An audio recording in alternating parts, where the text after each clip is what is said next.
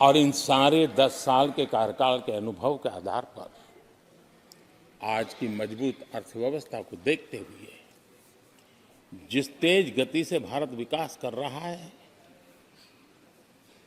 उसकी बारीकियों को जानते हुए मैं विश्वास से कहता हूं, और इसीलिए मैंने कहा है कि हमारे तीसरे टर्म में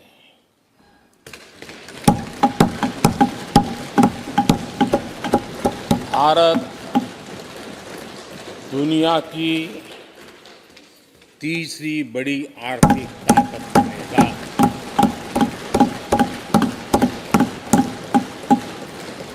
और ये मोदी की गारंटी है।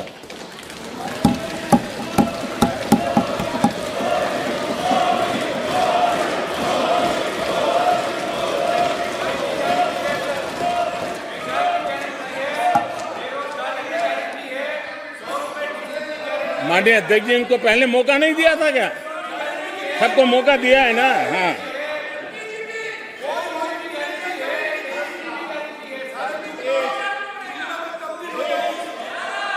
आदरणीय अध्यक्ष जी, जब हम दुनिया की तीसरी बड़ी आर्थिक शक्ति बनकर के उभरेंगे कहते हैं, तो हमारे विपक्ष में बैठे कुछ साथी कैसा कुतर्क देते हैं।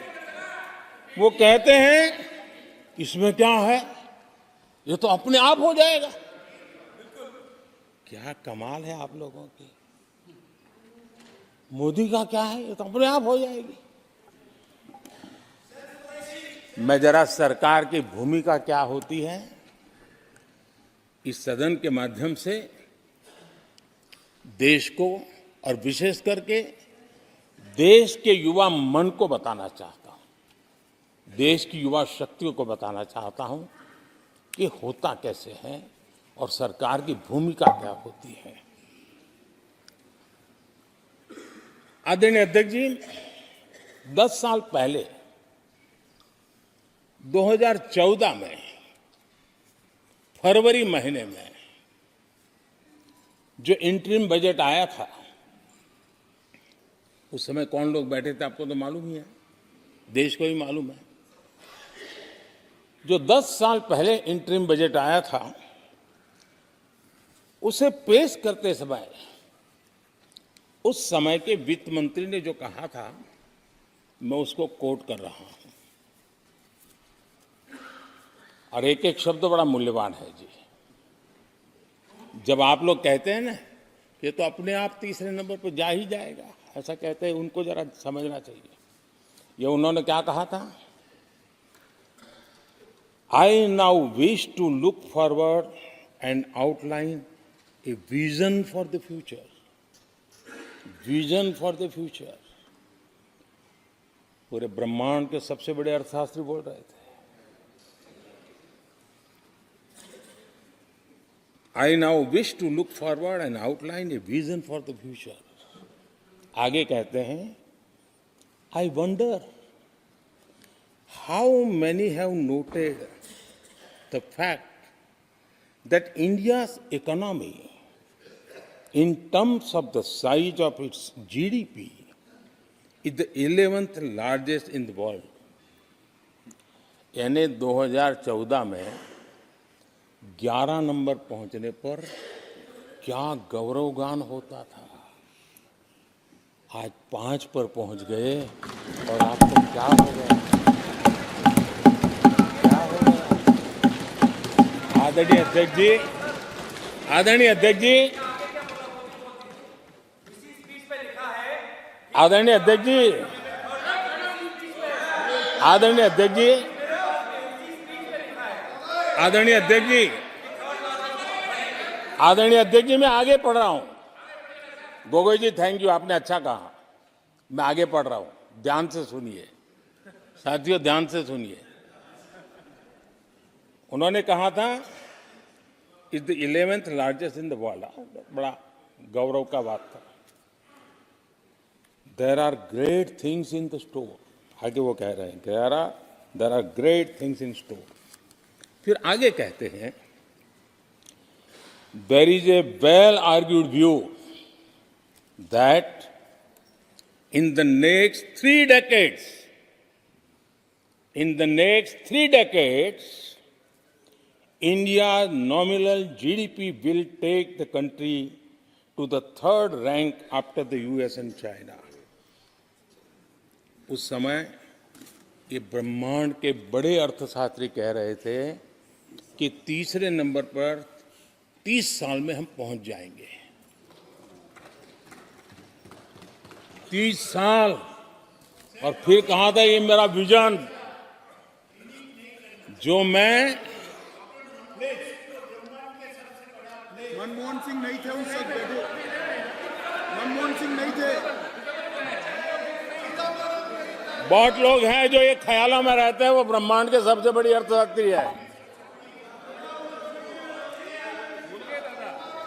ये लोग 2014 में कह रहे हैं और विजन क्या देखते हैं 2044, यानी 2044 तक तीसरी अर्थव्यवस्था की बात।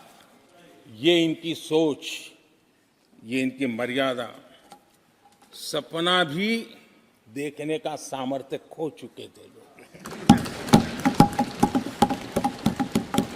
संकल्प तो दूर की बात थी। 30 साल का इंतजार करने के लिए मेरे देश की युवा पीढ़ी को कह कर गए थे, लेकिन हम आज आपके सामने विश्वास से खड़े हैं, इस पवित्र सदन में खड़े हैं, और मैं आपको विश्वास दिलाता हूं कि 30 साल हम नहीं लगने देंगे। ये मोदी की गारंटी है। मेरे तीसरे कार्यकाल में देश दुनिया की तीसरी आर्थिक शक्ति बन जाए।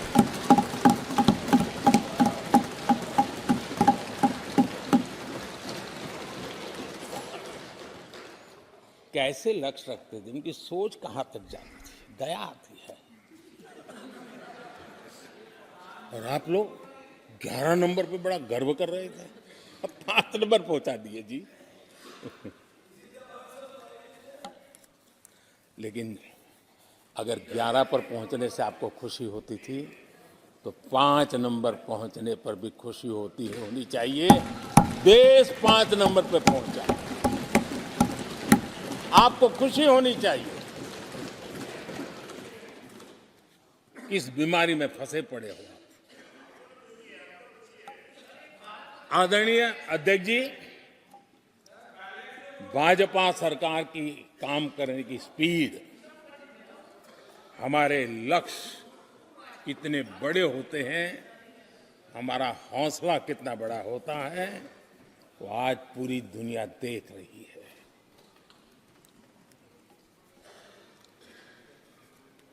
और आदरणीय अध्यक्ष जी, एक कहावत है हमारे उत्तर प्रदेश में, खास ये कहावत कही जाती है, 9 दिन चले 2.5 कोस।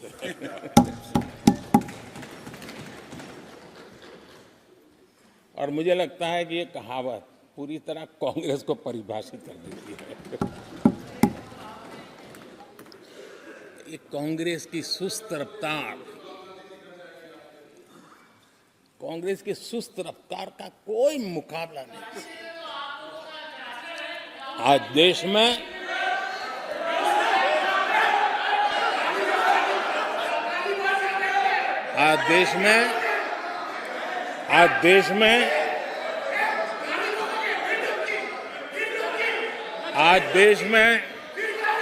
जिस रफ्तार से काम हो रहा है, कांग्रेस सरकार इस रफ्तार की कल्पना भी नहीं कर सकती। आदरणीय अध्यक्ष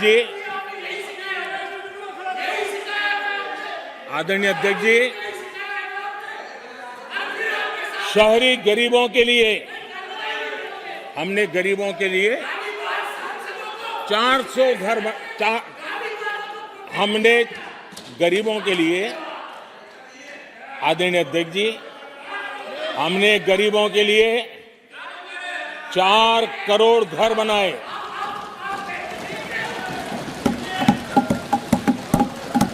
और शहरी गरीबों के लिए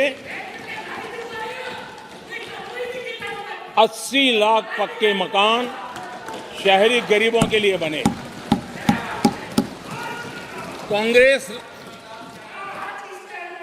अगर कांग्रेस की रफ्तार से घर बने होते तो क्या हुआ होता, मैं इसका हिसाब लगाता हूं। अगर कांग्रेस की जो रफ्तार थी उस प्रकार से चला होता तो 100 साल लगते, इतना काम करने में 100 साल लगते,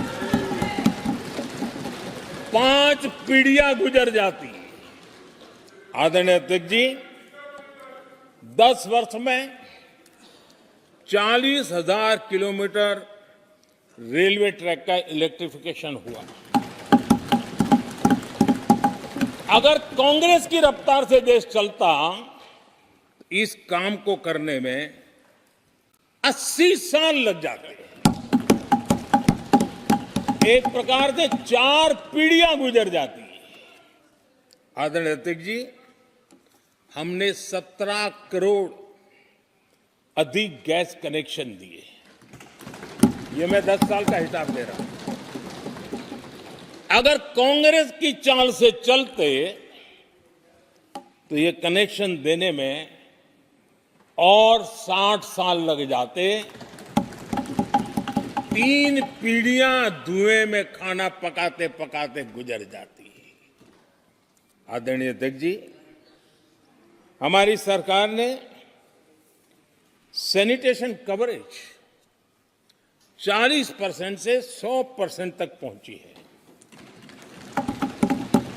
अगर कांग्रेस की रफ्तार होती तो ये काम होते होते 60-70 साल और लगते और कम से कम 3 पीढ़ियां गुजर जाती, लेकिन गारंटी नहीं होता कि नहीं होता।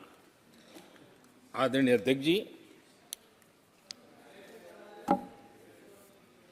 कांग्रेस की जो मानसिकता है, जिसका देश को बहुत नुकसान हुआ है, कांग्रेस ने देश के सामर्थ्य पर कभी भी विश्वास नहीं किया। वे अपने आप को शासक मानते रहे और जनता जनार्दन को हमेशा कमतर आंकते गए, छोटा आंकते गए। आदरणीय अध्यक्ष जी, देश के नागरिकों के लिए कैसा सोचते थे, मैं जानता हूं, मैं नाम बोलते ही उनको जरा चुभन होगी, लेकिन 15 अगस्त लाल किले से प्रधानमंत्री नेहरू ने जो कहा था वो मैं जरा पढ़ता हूं। लाल किले से भारत के प्रथम प्रधानमंत्री ने जो कहा था वो पढ़ रहा हूं, नेहरू जी ने। उन्होंने कहा था, हिंदुस्तान में काफी मेहनत करने की आदत आम तौर से नहीं है। हम इतना काम नहीं करते जितना कि यूरोप वाले